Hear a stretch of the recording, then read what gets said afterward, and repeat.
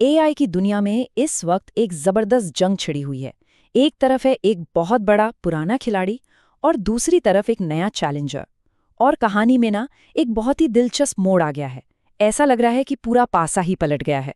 जो कल तक लीडर था, आज वो खुद मुश्किलों में है। सोचिए, एक बहुत बड़ा खिलाड़ी जो आराम से सो रहा था और अचानक एक नया कॉम्पिटिटर आता है और सब कुछ बदल देता है। बिल्कुल, ये कहानी गूगल और ओपन एआई की ही है। और ये लड़ाई अब एक ऐसे मोड़ पर आ गई है जहां से चीजें बहुत तेजी से बदल रही हैं। याद है, ज्यादा पुरानी बात नहीं है, 2022 के आखिर की। चैट जीपीटी आया और गूगल में तो जैसे कोड रेड अलार्म बज गया था। सब तरफ घबराहट थी। लेकिन आज की तारीख में जरा देखिए, 2025 के अंत तक आते आते गूगल एक जबरदस्त वापसी कर रहा है और दूसरी तरफ ओपन एआई उसे हेडविंड्स यानी मुश्किलों का सामना करना पड़ रहा है। मतलब हालात 180 डिग्री घूम गए हैं। तो चलिए इस पूरी कहानी को जरा और गहराई से समझते हैं। आज हम बात करेंगे एआई की इस उथल-पुथल की, फिर देखेंगे कि इनके बिजनेस मॉडल्स की लड़ाई क्या है, किसके पास कितने रिसोर्स हैं, परफॉर्मेंस में कौन बेहतर है, और आखिर में देखेंगे कि आज का स्कोरकार्ड क्या कहता है। तो शुरू करते हैं पहले हिस्से से। एआई की दुनिया में आया ये भूचाल, मतलब कैसे गूगल की कोड रेड वाली हालत से आज बात ओपन एआई के संकट तक आ पहुंची है। जो कहानी ओपन एआई के दबदबे से शुरू हुई थी ना, वो आज बिल्कुल उल्टी नजर आ रही है। और मजे की बात यह है कि इसका सबूत कहीं बाहर से नहीं, बल्कि खुद ओपन एआई के अंदर से आ रहा है। उनके सीईओ सैम ऑल्टमैन ने अपने ही कर्मचारियों को चेताया है कि कंपनी को अस्थायी आर्थिक मुश्किलों का सामना करना पड़ सकता है। उन्होंने साफ साफ माना कि भाई माहौल थोड़ा खराब रहेगा और एक इंटरनल मेमो भी भेजा जिसमें इस मौजूदा संकट से निपटने की बात की गई है। अब आते हैं दूसरे और बहुत ही जरूरी पहलू पर, बिजनेस मॉडल की लड़ाई, यानी एंटरप्राइज बनाम कंज्यूमर। ये समझना बहुत जरूरी है कि आखिर ये दोनों कंपनियां अपना प्रोडक्ट बेचना किसे चाहती हैं, क्योंकि यहीं से सारा खेल बदल जाता है। और यहाँ पर दोनों की स्ट्रैटेजी जमीन आसमान का फर्क रखती है। ओपन एआई का चैट जीपीटी वो हम और आप जैसे आम यूजर्स के लिए है। उनका फंडा सिंपल है, पहले ज्यादा से ज्यादा यूजर्स बनाओ, पैसा कमाने का बाद में सोचेंगे। दूसरी तरफ है गूगल का जेमिनाई, जिसका फोकस है एंटरप्राइज फर्स्ट। मतलब वो सीधे बड़ी बड़ी कंपनियों को अपना टूल बेच रहे हैं, ऐसे क्लाइंट्स जिनके पास पहले से पैसा है और जिन्हें इन टूल्स की सख्त जरूरत भी है। और अब ये डेटा देखिए, ये बहुत दिलचस्प है। एचएसबीसी की एक रिपोर्ट बताती है कि बड़ी कंपनियां एआई पर जो पैसा खर्च कर रही हैं, उसमें सबसे बड़ा हिस्सा 40% एंथ्रोपिक का है। ओपन एआई दूसरे नंबर पर है 29% के साथ, और गूगल भी ज्यादा पीछे नहीं, 22% पर है। तो मतलब साफ है, इस बड़े और जरूरी बाजार में ओपन एआई अकेला खिलाड़ी नहीं है, बल्कि कंपटीशन बहुत तगड़ा है। चलिए अब बात करते हैं तीसरी जंग की, और वो है रिसोर्सेज की, यानी पैसा, पावर और इंफ्रास्ट्रक्चर। और यहाँ पर गूगल का एक बहुत बहुत बड़ा एडवांटेज सामने आता है।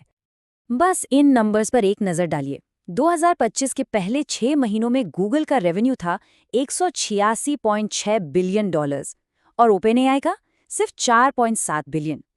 ये जो फर्क है ना, ये जबरदस्त है।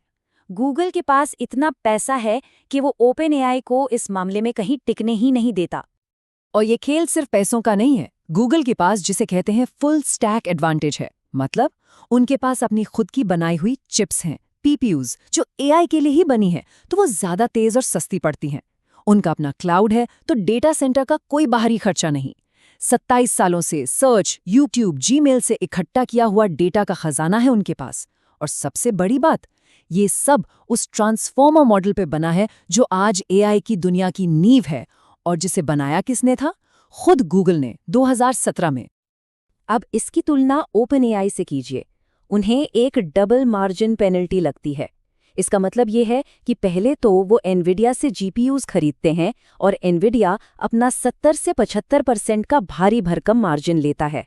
फिर वो इन जीपीयूज को माइक्रोसॉफ्ट के अज्योर डेटा सेंटर्स पर चलाते हैं, तो माइक्रोसॉफ्ट भी अपना मार्जिन लेता है। नतीजा, सेम काम करने के लिए ओपन एआई का खर्चा गूगल से कहीं ज्यादा हो जाता है। तो इस कॉस्ट एडवांटेज का असल दुनिया में क्या मतलब है, ये नंबर देखिए। गूगल का जेमिनाई फ्लैश 2.0 छोटे बिजनेस के लिए ओपन एआई के मुकाबले 95% सस्ता है। सोचिए, 95% सस्ता। ये इतना बड़ा फर्क है कि कोई भी बिजनेस इसे नजरअंदाज नहीं कर सकता। ठीक है, बिजनेस मॉडल हो गया, रिसोर्स हो गए, लेकिन अब आते हैं सबसे बड़े सवाल पर, परफॉर्मेंस। आखिर कौन सा एआई सच में बेहतर काम करता है? ये है असली शोडाउन। और यहाँ पर बात हवा हवाई नहीं है, हमारे पास सीधा डेटा है। इंडस्ट्री बेंचमार्क्स के नतीजे देखिए। जीपीक्यू डायमंड टेस्ट, जो साइंटिफिक रीजनिंग को मापता है, उसमें जेमिनाई जीता।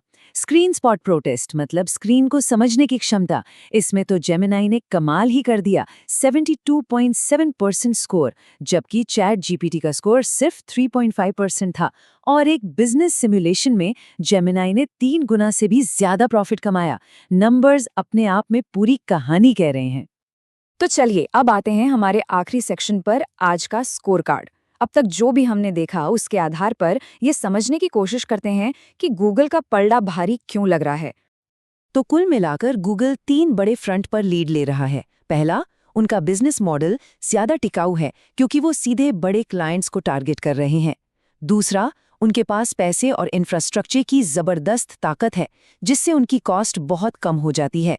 और तीसरा, परफॉर्मेंस के मामले में, खासकर बिजनेस से जुड़े कामों में, जेमिनाई के नतीजे बेहतर आ रहे हैं। तो सवाल ये उठता है कि क्या एआई की ये रेस खत्म हो चुकी है? क्या गूगल जीत गया है, या फिर ओपन एआई, जो अब एक अंडरडॉग की तरह लग रहा है, वो कोई जबरदस्त वापसी कर सकता है?